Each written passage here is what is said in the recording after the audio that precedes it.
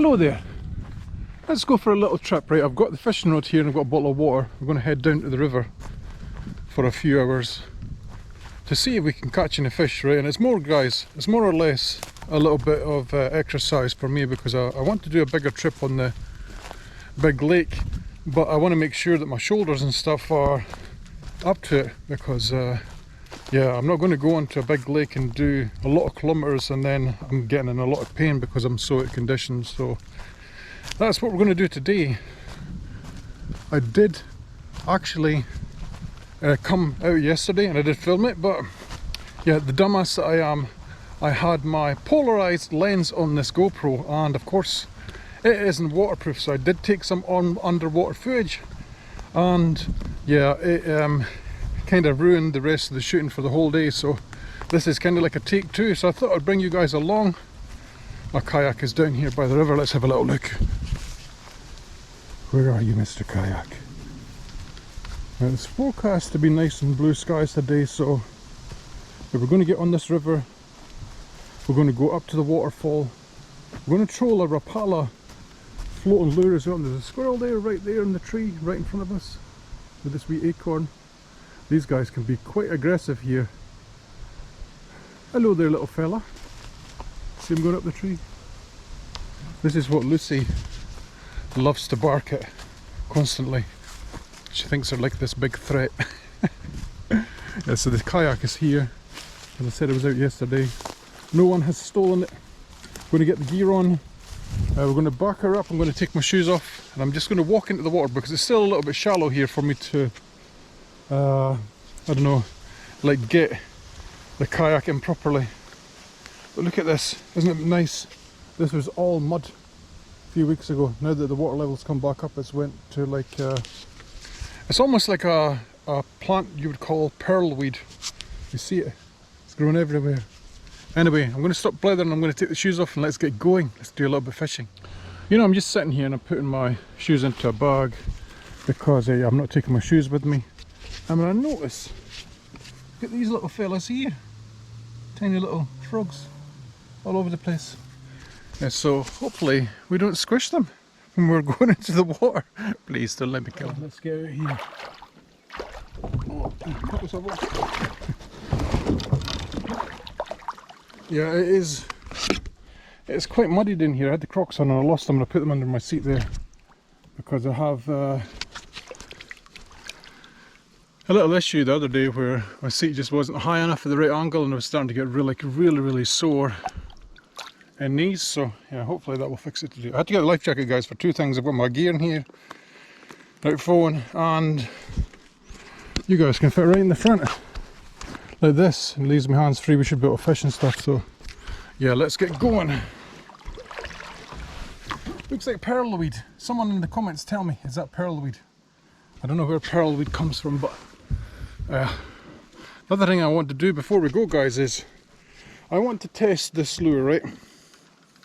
Because the last time we did any kind of lure fishing, I used these lures, right? But I used the wrong kind of leader, right? And they just didn't swim right. So we're going to test it now. Will you swim right? Yeah, it does. Right, so I think I had 15 kilo. It's either fluorocarbon or something like that. This line here, it's not mono, right? And it's just too thick. It doesn't allow the lure to wiggle properly. So, right, so this is 6 kilo, and it lure moves like a little winded fish. Let me show you. You can see it away over there.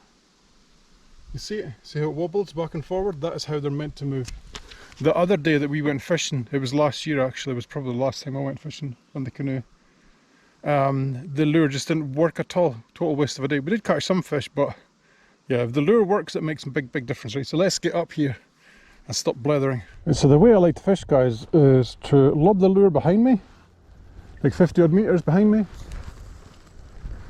and then lock it between my legs like this. You'll see. I'll pull it down to get a better way of doing this, right? And so you can see that the rod goes all the way along like this. And as I'm paddling, this gives me lots and lots of room. Here I actually do have a holder. I need to actually put it on the boat. I've had two holders before, but they've rusted away to nothing. We're going to paddle up here And the great thing is that lure, the Rapala floating jig, I think it's a J7 or something like that. It floats, right, so there's no worries about us getting tangled or anything like that right now. So we're going to go up here. I'm going to take off the drag. I'm going to let out maybe 100 meters of line, something like that, and yeah, we'll see how this goes. Let's go.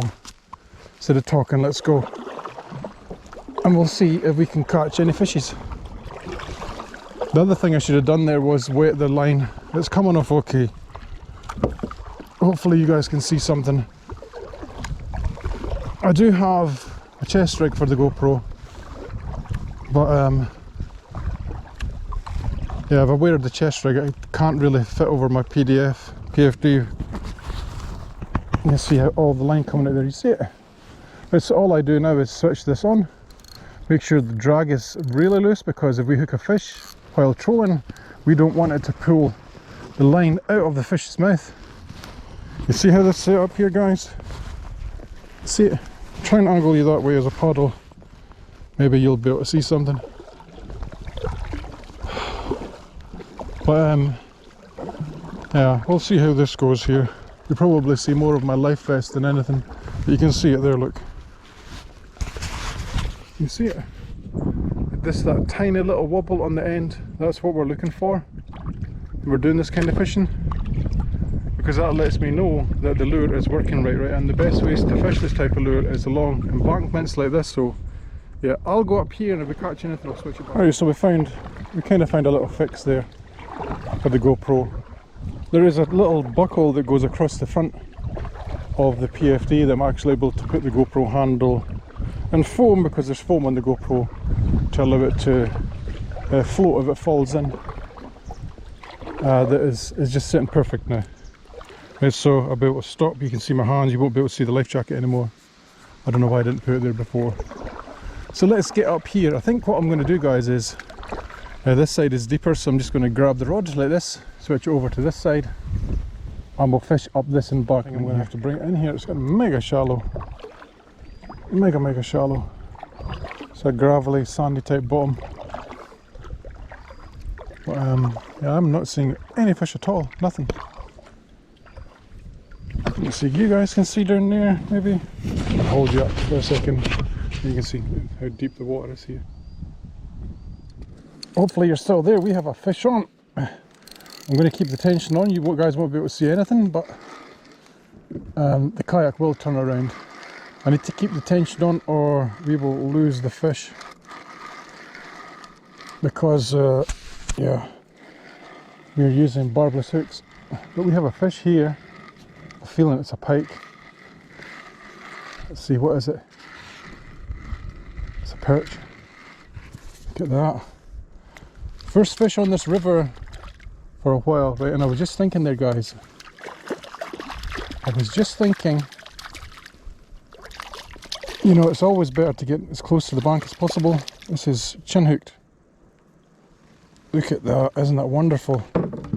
First fish in this river for a little while now. You have to be a little bit wary with perch because they have spines everywhere, especially on their dorsal fins and stuff. But that's the beauty of these barbless hooks, is they fall out just like that. Again, here's the Rapala. I've taken off the middle one, barbless hooks. Let's get this out of the way. I'm so glad this wasn't a black. That's a nice perch. Let's see. Look at that, isn't that gorgeous? Prime perch, that must be probably 350 grams, something like that. Not a massive perch by any standards, but yeah. Let's get him back in the water. Look at those red fins. Oh! On you go, sir. Always nice to see. There you go. I've burst my little hoodoo that I had for this stretch of the river. I've actually caught bigger pike and perch around about this area here, but I was just thinking before we caught that little fish that anywhere where you have structure underwater is a good place for perch and pike and stuff to hide. So we were coming right past this a little bit here, and it probably came out of undergrowth here somewhere and attacked that lure. So I'm going to get the kayak turned around, and yeah, we'll see what we can do up here as well. So this is a nice little spot here. I've actually got myself wedged into the rapids looking down the river, and we should be able to get a few nice casts in here all the way across. Now I normally see crayfish up here, but I don't see any at all this year, which is a little bit odd. Maybe it's a little bit too early for them. I did see one yesterday, but we should be able to cast the lure across this and let it settle over here and bring them in. Looking over there, guys, I did see a couple of fish, perch, following the lure as well. But yeah, I'm always a little bit surprised at how poor the fishing is in this river, considering the river that's next to it is the Ranselva, which is known for its giant trout. This river actually goes into the Tyrifjord, which is also known for its giant trout. So it's bizarre that this one doesn't have any trout. Not that I've seen at all, which is weird. Let's get some fishing done. Let's have a few casts here on camera and see if we can maybe lure a fish. I'm going to cross all that water there like this, and I'm going to let it swing all the way across. I probably could cast away over that way and let it swing across, but yeah, hopefully you guys will be able to see something in this wide angled view. If there's any trout or anything here, I'd imagine they would come up for a lure like this, going across oxygenated water coming off of rapids. So yeah, let's see. And then we're going to start to bring it in slowly to see if there's anything there, because this seems to be the deepest part on this side. All this side is shallow. Let's see. Is there anything there? What's also odd, guys, is this river is, I'm not seeing a lot of bait fish either. Nothing, there's no minnows, tadpoles. It's just odd. Oh, there you go, there's a fish. There's a lovely little fish. It's probably a perch. Let me see, what was this? Let's see, can we even see it? It was a perch. So there's our second fish of the day. Right, and again, you're going to go from the head down like this, because perch have spikes on their gill plates and above. This should be easy to unhook because it's barbless. There you go, lovely little perch. See you later, little fella. Here we go, guys, here's another fish, probably another little perch. Here's a little perch. Let's lift you up. There's always a chance this comes off when we lift it like that. Weight the hand.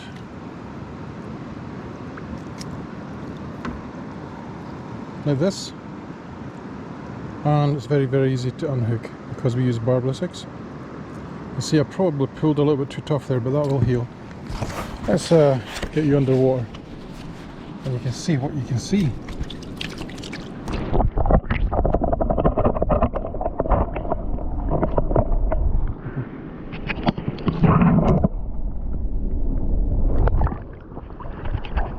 There you go, 3 fish.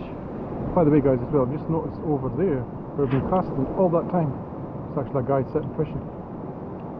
That's how blind I am. Look over there. I'm going to have a look at the footage and see if he was always there or if he's turned up, or my god, I'm so blind. It's a little observation. When you're using these Rapala jointed floating lures, right, they don't work so well casting across the stream because the action just isn't the same, right? But when you cast downstream and then bring it back up, they work absolutely superb, because you're actually able to feel all the movement, all the jerking and everything of the jointed lure as it comes back up the river.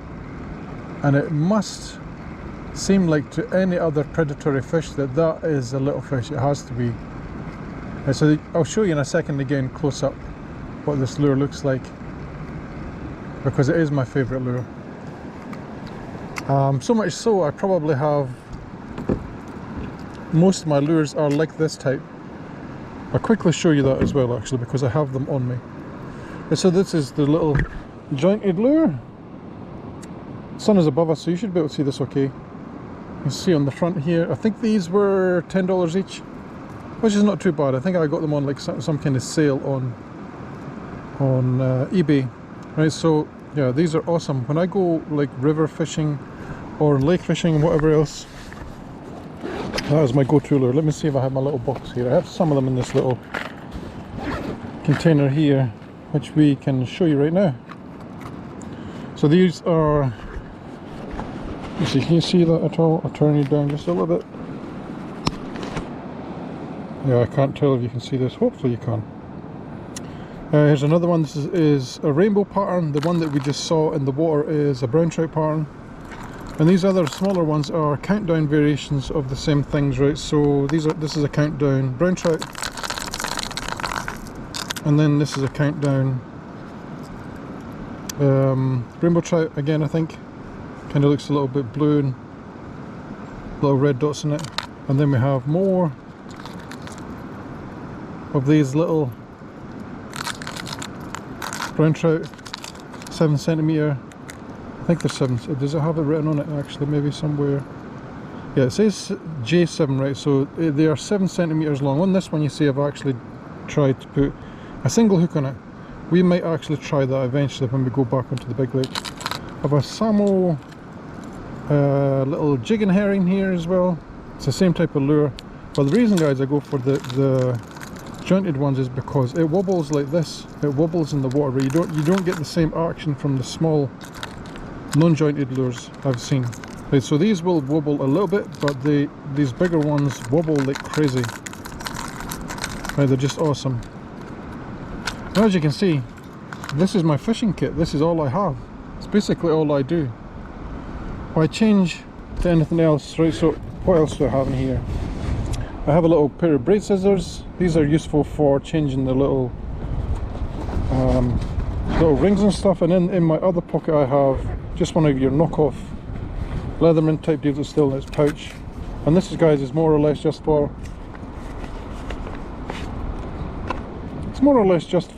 if I catch something like a pike and I need something bigger to help me unhook them. Because yeah, I try and get stuff that is multi-purpose. You see how that opens up? It has a knife, saw, all that kind of crap on it, right? And yeah, I can use pike disgorgers and all that kind of stuff like I have done in the past, but they don't have a second use. And you guys know, like, I like to do camping and stuff, so yeah, it is what it is. I noticed that guy has went away down there. We'll stay here for another 10 minutes and then we'll start to head back in the river. Guys, there's no more fish there, so I'm going to try and go down just past this little shallow bit here and then start the fishing again, because I want to hit that side down there that's kind of steep. It goes into that deeper pool. And yeah, I'll be back in about 5 seconds for you. Okay, we have another fish. Probably a little perch. I'm travelling quite fast actually with that wind, so we're going to crash into these rocks over here, but yeah, it is okay. I think it's a perch. It's pretty small. Yeah, it's a perch.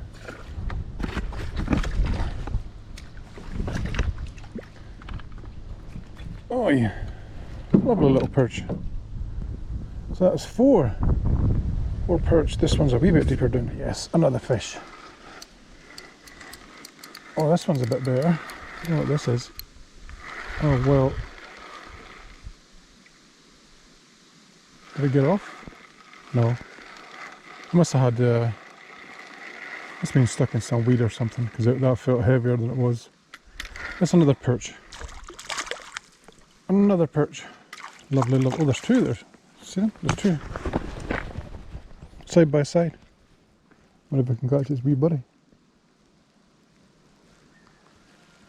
Oh, it did. That was awesome. Alright, so yeah, this bit's getting a little bit dodgy over here. There's a lot of trees and stuff here. This could be why there's perch here actually. You can see all the way around there's like loads of trees and whatever else. Perch love structure, don't they? Let's see. I'm just going to put that out a little bit. I haven't been filming so much, guys, because the lure doesn't really want to play ball when I'm casting, when I'm going downstream basically. Because I like to troll train, that's what I do. And the action of the lure is just not quite the same going downstream. Like sometimes it works, sometimes it doesn't. Like there it's working, so yeah, that's good. You can see it's just like a slight little judder like this. See it? That's what you want. I'll bring you back if we catch another fish. Well, technically that wasn't a caught fish, was it? That was, oh, I felt a bite in my foot. Remember saying to you guys about feeling stuff with my feet? Yeah, I can actually feel it. Let's see. Oh, was it a fish? It was.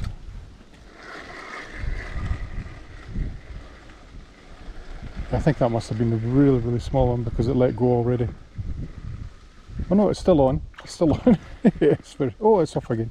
Alright guys, there you go. That is it. There's our little day trip for today. We probably caught about between 8 and 10 perch. We lost a lot of them again, but our catch rate was much higher than the last time we used barbless hooks, which I'm quite happy about. Also, there was a couple of times the perch almost swallowed the treble, and these fish were quite small, so I think we'll have to up the treble size just a tad. And I was having an issue where the floating jig wasn't properly going under the water right, so I think that might also be an issue with me taking the first treble off the jointed part of the rapala, and it's made it a little bit lighter, so it's a little bit flappy on the surface, whereas normally it would go under and be like lovely and nice and whatever else. You get what I'm saying. Anyway, I'm just going to sit here. I've just been drying my feet.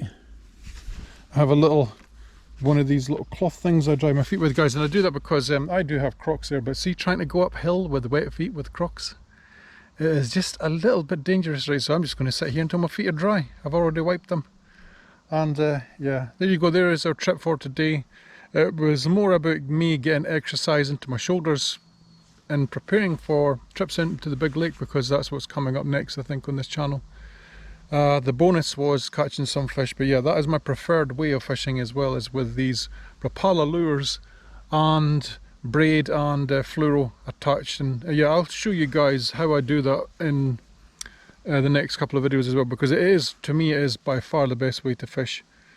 If you are absolutely desperate for food, probably nothing beats a float and a bobber, basically, with a worm on a hook, couple of feet, just cast it out, go do your thing. It's probably the best thing. But yeah, we caught a few today, so I'm pretty happy about that. Anyway guys, if you've enjoyed today's show and you want to see more, then please do like and subscribe, and I'll see you all in the next one.